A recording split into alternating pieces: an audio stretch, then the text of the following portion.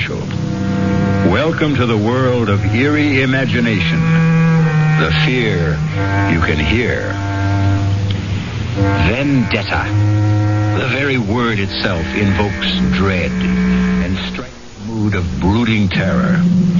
But to live on the island of Corsica, home of the vendetta, is to be steeped in the tradition of violent massacres and the fatalistic expectation of ferocious vengeance as a way of life. At least it would have been so just 100 years ago when these famous words were first written. It was a hand. A man's hand.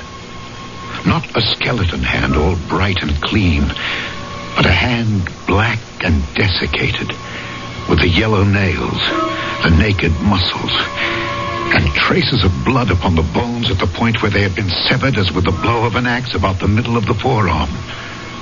The fingers, extraordinarily long, were attached to enormous tendons, still held in their places here and there by strips of skin. That hand was something hideous. It made one think involuntarily of savage vengeance. And in spite of the putrescent look of death and dissolution, it seemed to have a life of its own.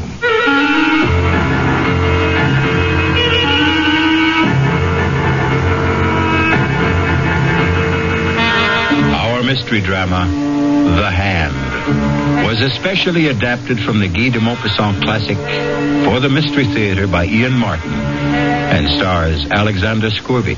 I'll be back shortly with Act One.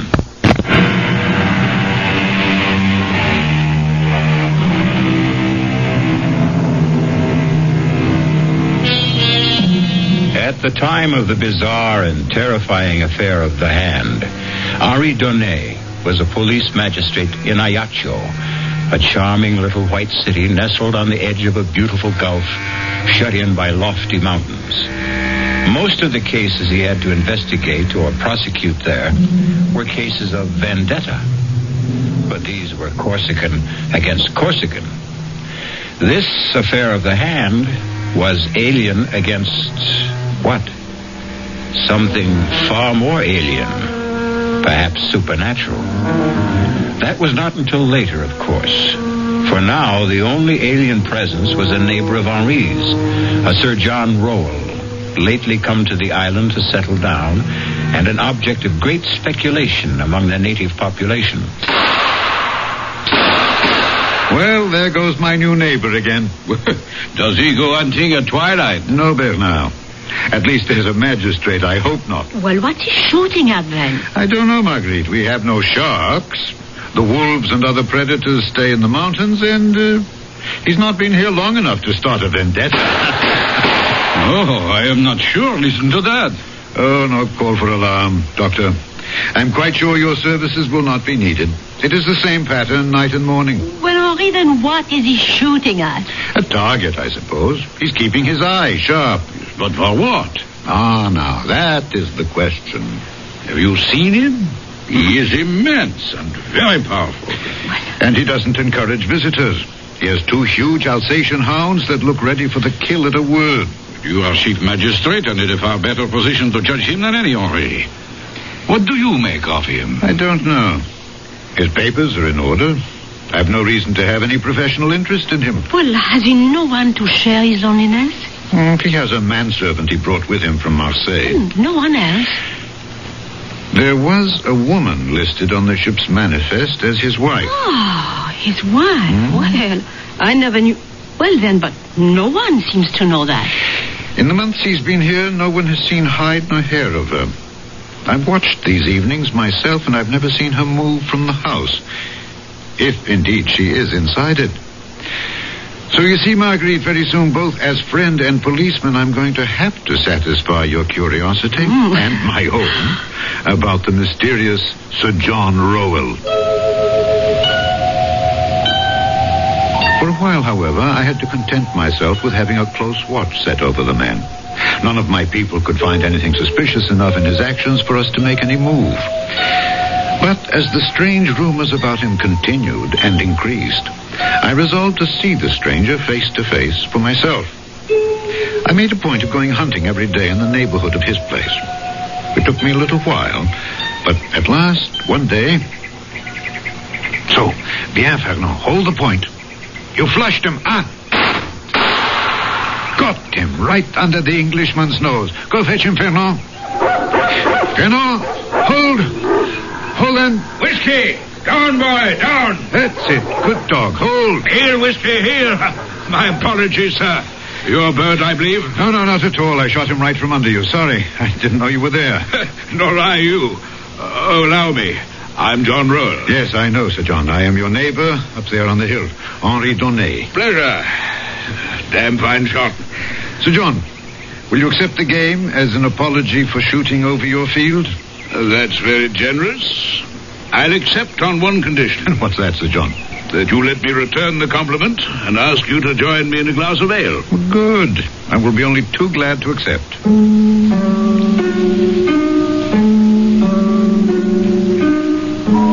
It was less the heat of the day than my professional interest that prompted me to accept the invitation from the tall man with the red hair and beard. Very tall indeed. And also very broad, a sort of placid and polite Hercules. I was most anxious to be able to question him about his life and his projects. Joseph, out here on the veranda. Change your mind and have something stronger? Oh, no. Ale will be perfect. Are you cold, Sir John? Yes, 2 glasses of ale for Monsieur Donnet and myself. Very well, sir. And bring a cut of Stilton and some water biscuits. You like our English cheeses? Oh, yes, I do. We are quite insular enough here on Corsica. It's a rare pleasure to indulge in a foreign taste. I know what you mean. Still, I can't feel that Corsica, or for that matter, anything French is anyway foreign to me. Now, Joseph, splendid. Thank you. Put the tray on the table here. Yes, sir. You can loose the dogs again. We'll be quite safe while I'm with Monsieur Donnet. Very well, sir. Oh, those are the big Alsatians I see occasionally, huh? 2 of them. Yes. They look quite savage and fierce. Do you think perhaps my dog will... Oh, have no fear. Castor and Pollux are as docile as kittens where other animals are concerned. They're trained as man-killers. Huh? And then... only at my command. Your health, Monsieur Donnet? To yours. Delicious. So refreshing. As the view of the sun setting across that blue Mediterranean water. Yes. Does Madame Rowell also share your enthusiasm for your adopted island? Lady Rowell is an invalid. I hope to nurse her back to health here. Oh, if I could suggest the offices of my good friend Dr. Forestier... If a doctor should be needed. Oh, forgive me, I had no desire There's to pry. Nothing to pry into. Natural curiosity. I must admit, I do find it hard to cast you in the category of a recluse. Oh, yes. I've traveled a great deal. Africa, India, even America.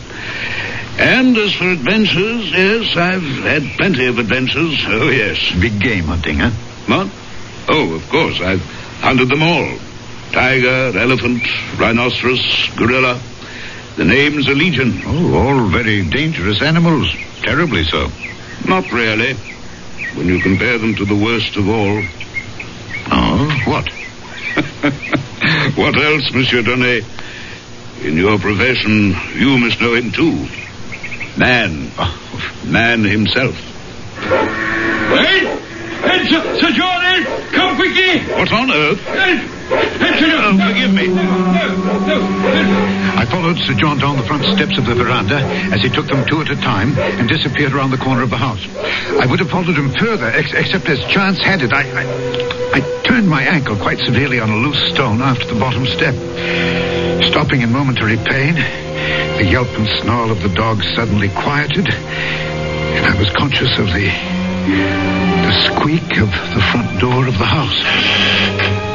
Arrested, I looked up to see, framed in the doorway, a tall, emaciated woman with great bruised half circles underlining her eyes that stared with a feverish gleam.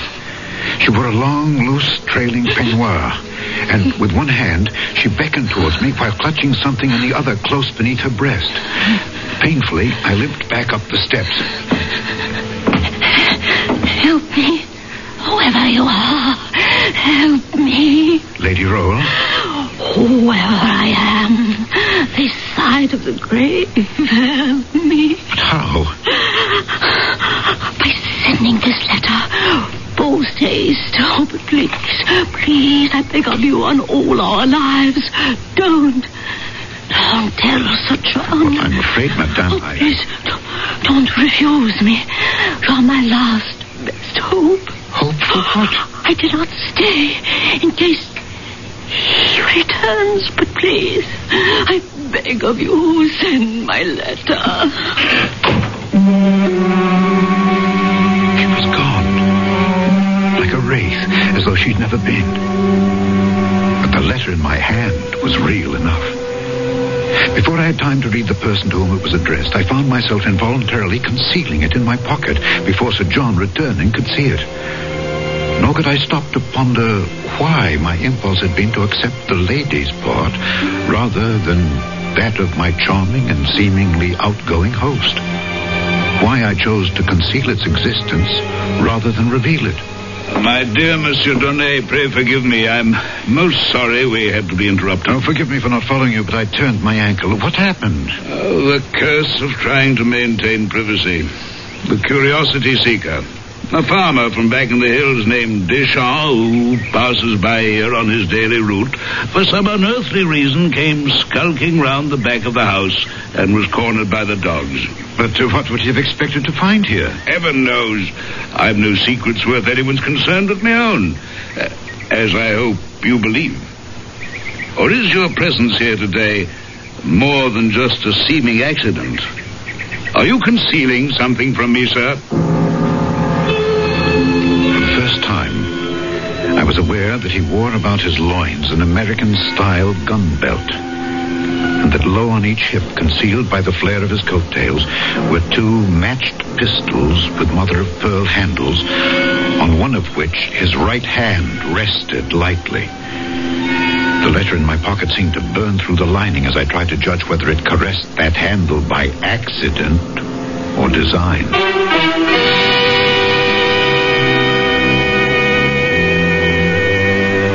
These were only the hands of Sir John, neither of which is the one in the title of our story. To meet that special hand, you must return with me shortly for Act 2.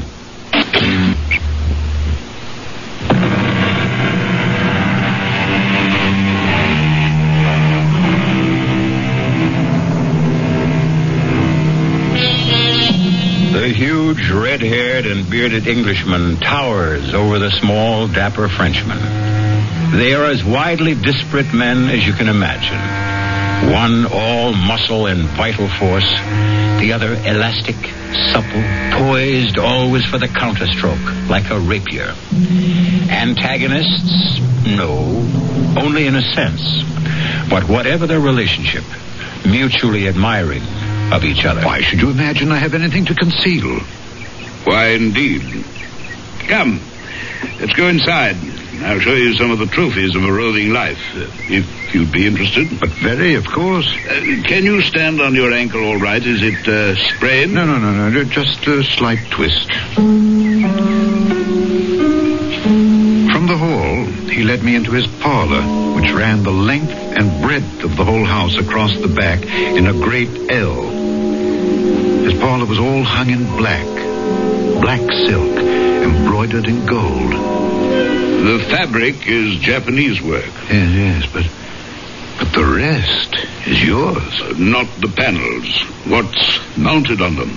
Yes, tiger, lion, black panther. Those I recognize. And elephant tusks, I see. The hippo and he and the rhino are a little large for mounting. The rhinoceros is the most dangerous of all, I suppose. Except, as I told you before. Now, you're not honestly going to tell a policeman that you're a manhunter. Not within the confines of civilization, I hope. But I've done a good deal of manhunting, too, in my time. As a soldier? That's a profession, not a sport. I've saved a mount in the center for the ultimate trophy. But never had, shall we say, the courage to make the necessary bag to mount it. I was following the direction of his gaze to a gapingly empty panel in this bizarre and gory collection from the hunt. A panel conspicuous from all the others since it was lined in red velvet, as if in expectance of framing the pièce de résistance. What would you hope to put there? Once, I would have been tempted. Now, nothing. I keep it there to remind me that it could be my own head that poetic justice could have easily decided to frame. Oh, gad, it's suddenly getting dark. Yes, then I must be off for home. I mustn't hold up your dinner. I've enjoyed our meeting thoroughly. Please, come again. You're always welcome. I am not quite so sure of your Alsatians. Oh, you need have no worry. From now on, they'll treat you as a friend. As I hope I can. As I want to be.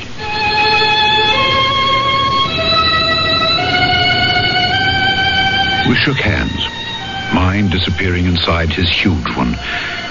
My conscience stinging at me as I fought a battle between Donnet the man and Donnet the policeman. Climbing the hill back to my villa with Fernand frisking along beside me, I tried to tell myself I was only being practical, that I was giving myself time to make my decision.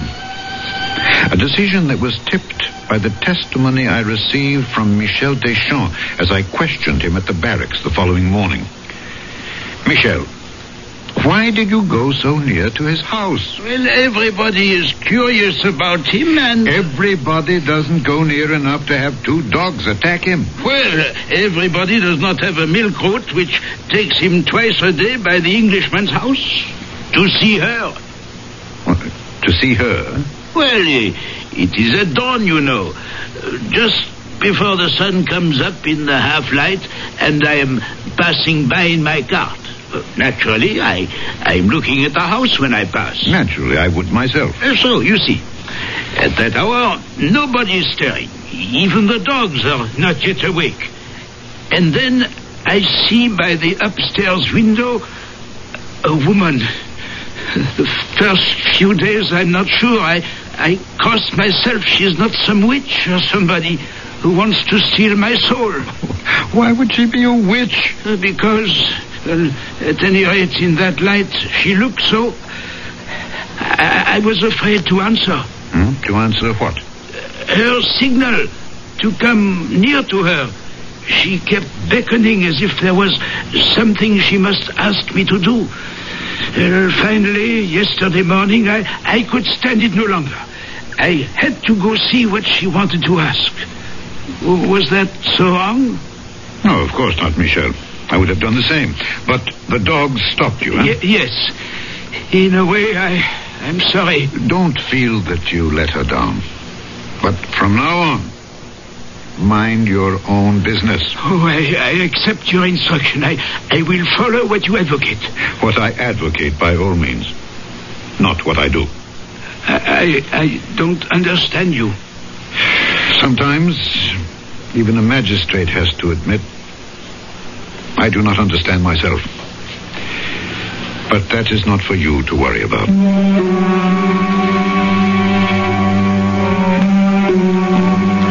That very morning, there was a mail packet sailing. And I sent off the letter, quickly, almost surreptitiously, without looking at the address, except for the fact that it was to the United States of America.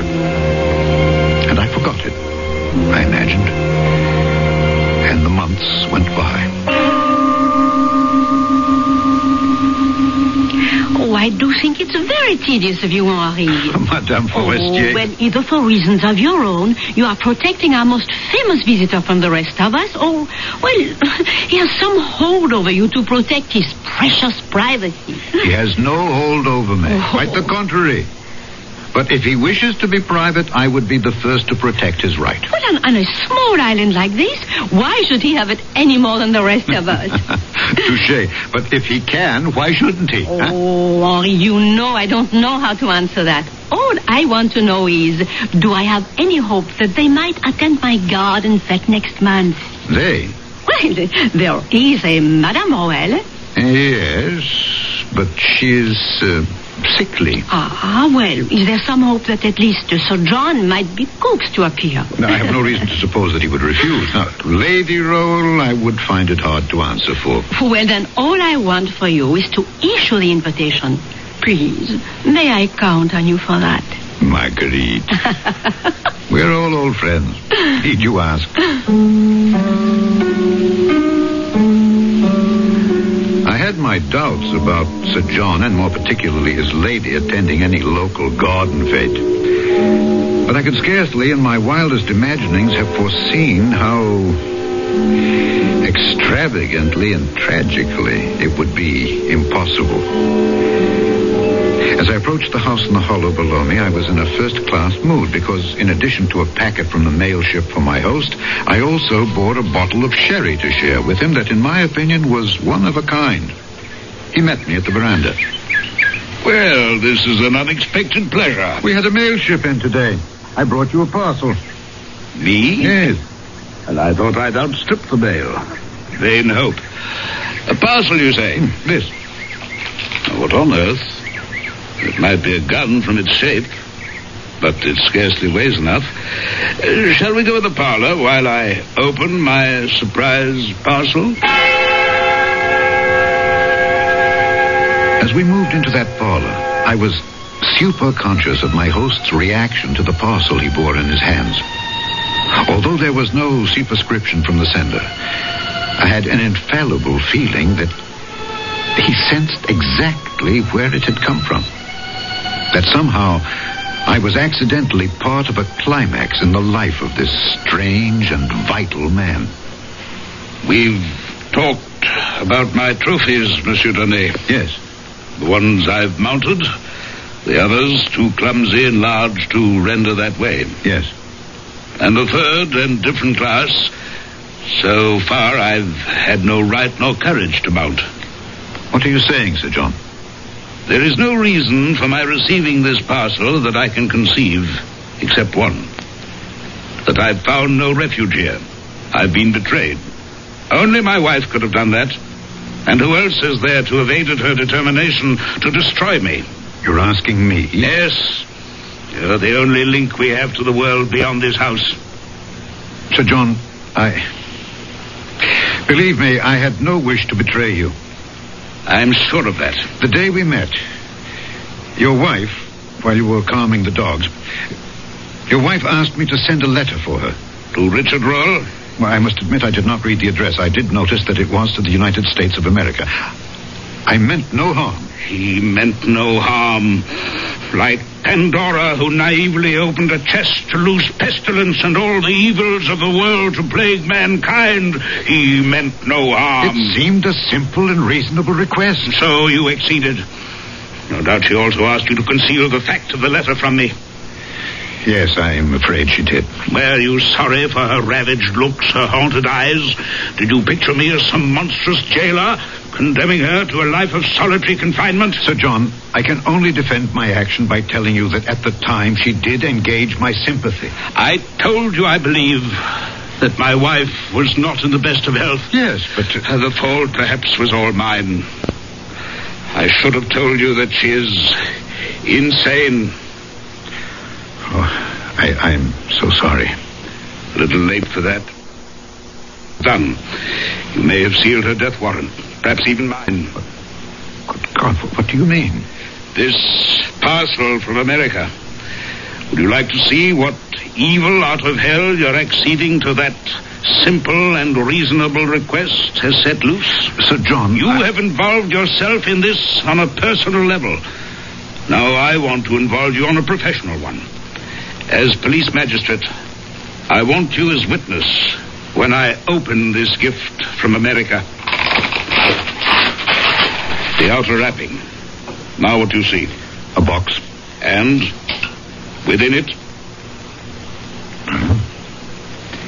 Something wrapped in canvas. You wrinkle your nose against the smell? Yes, it's very strong. And very familiar? Yes, formaldehyde. Which is used to preserve flesh from mortifying. There's a drawstring on the canvas, which I'm opening. And I'm about to show you my present from the other side of the world. You sound as if you know what it is. I only wish to God I thought I didn't. I echoed the same wish. But it didn't change the contents. It was a hand. A man's hand.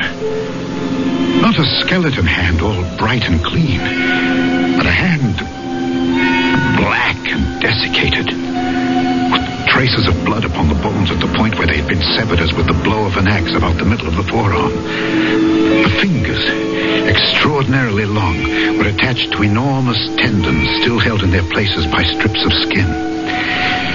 Flayed as it was, that hand was something hideous. It made one think involuntarily of savage vengeance. And in spite of the putrescent look of death and dissolution it had, it seemed to have a life of its own.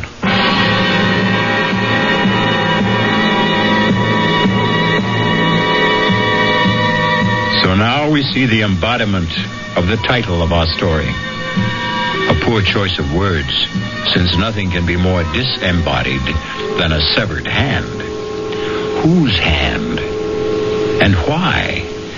And are these nerveless fingers really capable of writing a death warrant? I'll return shortly with Act 3.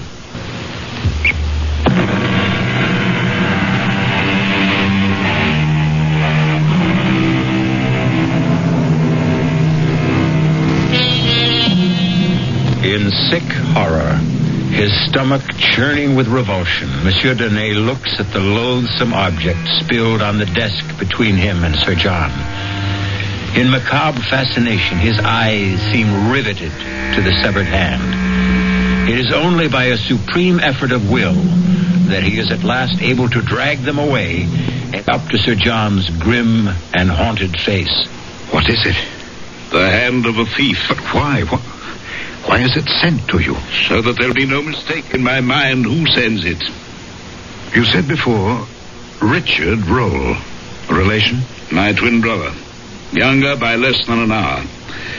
As the firstborn, I acceded to the title. The barony was mine, and the living that went with it. Richard had nothing, except my bounty. Our whole life was a gigantic struggle for supremacy. He, because I denied it him. I, because I had to hold it. If you had everything and he had nothing, what chance did he stand against you? I'm English, and I believe in fair play. I couldn't share the title, but I made sure the living was shared equally. I'm not ill-favored, and I'm exceptionally powerful and large. But Richard was taller by 2 inches, stronger by far, and a wild and darkly handsome man that stirred women to a passion beyond their senses. Until Claire. Madame Roll? My wife, yes. Whatever her true name should be now. When we were married, my brother Richard emigrated to the States. And you have never seen him since? Oh, yes, I have seen him. I'd hoped for the last time. Will you forgive me now?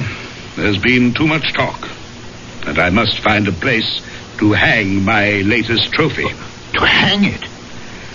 You can't... I think I've had quite enough interference from you in my affairs, Monsieur Donnet. I must ask you to leave my house. You're no longer welcome.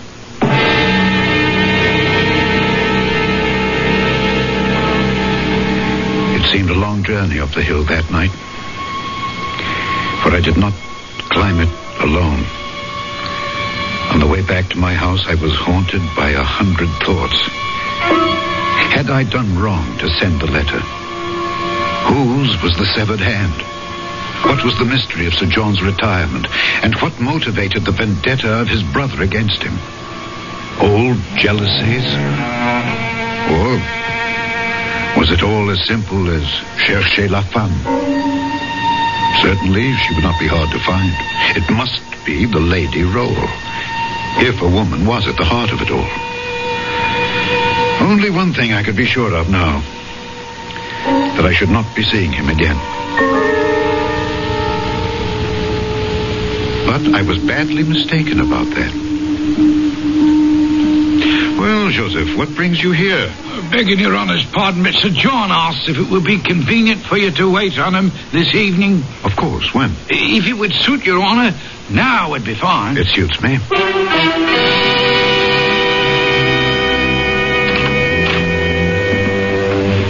After my churlishness on your last visit, I am more than touched that you do me this honor, Monsieur Donnet. Since I am still concerned that I may have done you more harm than honor, I couldn't have hesitated. I have some papers here on my desk that I wish to leave in your charge, after asking you and Joseph to witness them. What kind of papers, Sir John? My last will and testament, some property assignments, the legal debris that follows sudden death. Joseph? Yes, Sir John. Will you sign here and here? Yes, sir. Is there all this immediacy, sir? In the midst of life, are we not all equally in the midst of death? Thank you, Joseph. You may go. Yes, Sir John. Now, you, Monsieur Donnet? If you want me to. But I see no reason why.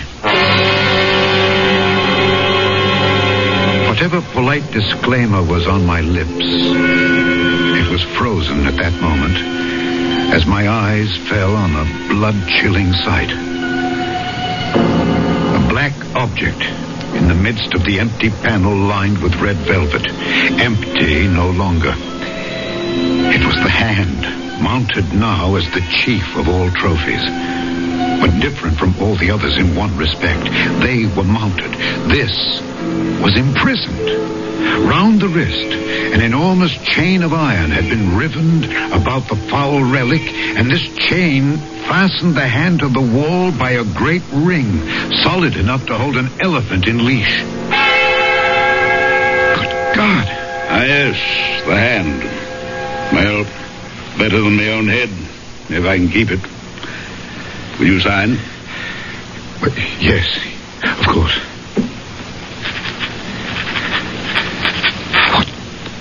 What is it? That hand? That was part of my best enemy. It was cut off with a saber. Good thing for me, I can tell you. It's huge. Enormously powerful. The man must have been very strong. And so far, I've proved stronger. I put the chain on the hand to hold it. The chain is no use now. The hand can't get away. The chain is necessary. This hand always tries to get away.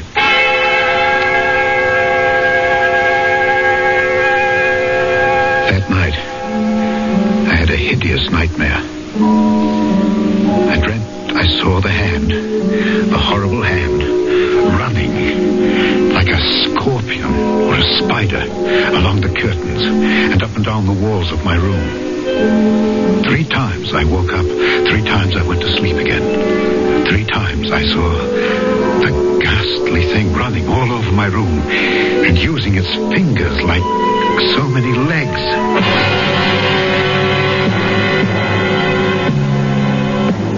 The next morning, I was awakened by the news that Sir John Rowe had been murdered during the night. For God's sake, Bernard, act like a doctor instead of some frightened schoolgirl. No, you have not seen him yet, old friend. Well, is it the first corpse either of us has had the misfortune to look at? Just like this. Oh, how did he die? The cause of death was strangling, but under what shocking conditions. I tell you, Henri, in 30 years as a physician, I have never seen anything like it. In what way? We found him lying on his back in the middle of the room. His coat was torn, one shirt sleeve half pulled off was hanging down. There was every indication that a fearsome struggle had taken place. His face was black and swollen, frightfully distorted. But the most noticeable and terrifying thing was his expression. His expression? Absolute, hideous fear. And small wonder. For in the welter of blood that was coagulated about his throat, 5 separate wounds pierced through it as though driven by points of iron. Only 5? It was as if he had been strangled by a skeleton. But that is odd. What? What you just said. Only 5. Well, of course, how stupid of me. There was only evidence of one hand having done the strangling. That makes it even more bizarre. Is there anything even faintly normal about this whole affair?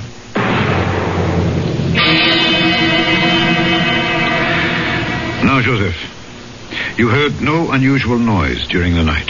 Oh, no, monsieur le magistrate. You sleep where? Well, here in that little room off the kitchen there. And there was no sound from the dogs all night long? Oh, no, sir. Yet if a stranger had approached the house... Oh, those dogs would have torn him apart if he was a stranger. But they were quiet? You would have heard them if they had not been, huh? Well, I'm a very light sleeper. Yeah. Did you sleep late this morning? No. I'm awake before cocks crow, you see. So many things to be done. Water to be drawn, the fire to be laid. Yes. And that's what you were busy with when Lady Rowell left the house? Well, I was already preparing breakfast for Sir John and a tray to bring up to... You see, that's why I was so surprised when she walked into the kitchen fully dressed. And what did you say to that? Well, it's not my place to ask. I just said, what do you want? And? Well, she said she didn't want anything. Just that she was feeling better. And if Sir John should ask about her, she was off for a little walk along the beach. Oh, that didn't strike you as peculiar? Oh, it most certainly did. And did she go towards the beach? Well, I would have thought so. I didn't actually check on it. Why? You're not aware that she's disappeared? Oh, no, sir. We'll leave that for a moment. All right, then what did you do then? Well, once I had everything simmering like for breakfast, I went up to Sir John's room to assist him in his toilet. You were in this habit? Every morning, regular as clockwork. Continue. Well, he wasn't there, sir. His bed hadn't been slept in. Turned down just the way I left it the night before. So, I became alarmed. Everything was out of sorts, you see. I see. And then you came downstairs and found him? That's right. Oh, covered with blood from head to foot. It just don't signify.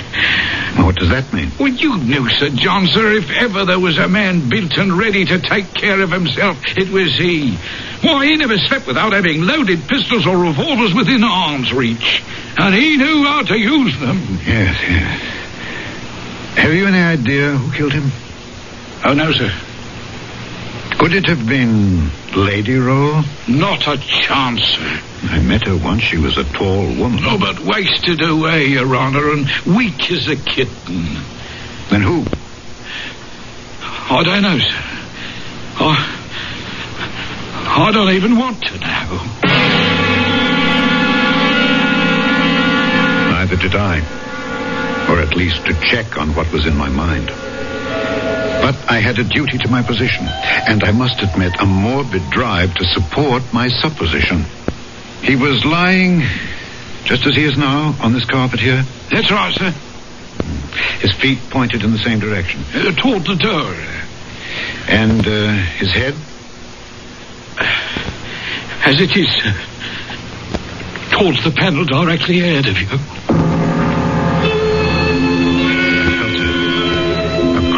Sensation that lifted the hackles on my neck. I knew, before I looked, what I was going to say. The sight that I had fought against making a reality. At last, involuntarily, I lifted my eyes to the wall, to the panel where the horrible flayed hand used to be. It was no longer there.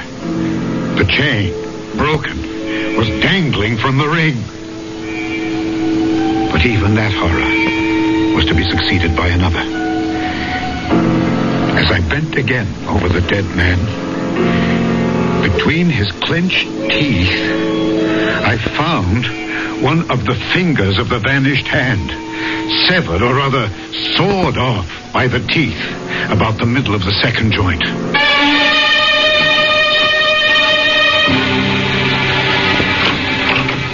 Henri, forgive us for violating the sacred precincts of your police office, but the axle of my carriage is broken and we are here to beg you to carry us home. If you're ready to go. I'm always at your service. And tonight, since it grows dark early these evenings, I will welcome company. But surely you're not still brooding over Sir John and his vanished lady? The missing Lady Rowell I can accept. Our Gulf is beautiful, but the tides are treacherous, and her hold on life at best was tenuous. Perhaps she wanted to end it.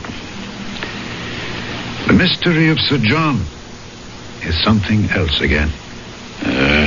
Something best forgotten, I think. Yes. But it doesn't seem to want to be. Let me show you. Marguerite, forgive me. If you feel faint, close your eyes. Yes. Bernard, you remember you said he might have been strangled by a skeleton? Yes. Yeah. Might he have been strangled by this? Good Lord. So that is the famous hand, huh? Yes, if it were possible, such a hand could have made the wounds on his throat, but where did you find this?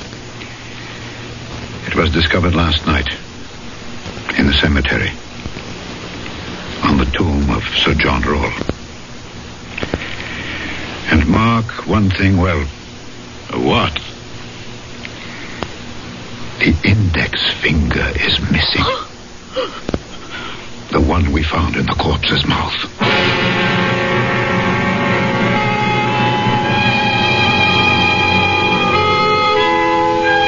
The hand of a thief, Sir John Rowell said. His brother Richard? Bought his soul? What did he steal? His wealth? His reputation? His wife? And if his brother, in some gargantuan and titanic duel, struck off his hand, and Richard sought vengeance, which of his hands was the instrument that brought an end to the intense and private vendetta? De Maupassant doesn't tell us. Wisely, he leaves that to us to decide for ourselves. I'll be back shortly.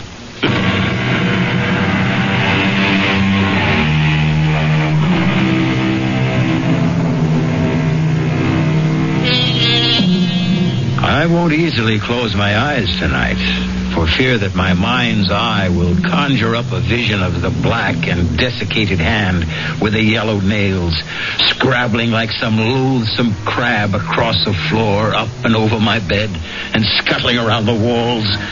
Its 4 good fingers moving like spider legs, the mutilated stump of the 5th like a head. Our cast included Alexander Scorby, Ian Martin, Mildred Clinton, and Guy Sorrell. The entire production was under the direction of Hyman Brown. And now, a preview of our next tale. You will be haunted by the magnet that drew you to me. The weapon with which I ruined your life and will destroy you. My smile, Ernest. My smile. No. Look at me. Sensuous lips bearing milk-white, perfectly matched teeth. Look. Here, let me. She's falling across the table. I think... Yes. She's gone. Berenice is dead. No. Ernest, don't. Her mouth. She is staring at me with her teeth. Anthony, in heaven's name, close her mouth. Close her mouth! This is E.G. Marshall inviting you to return to our Mystery Theater for another adventure in the macabre. Until next time, pleasant dreams.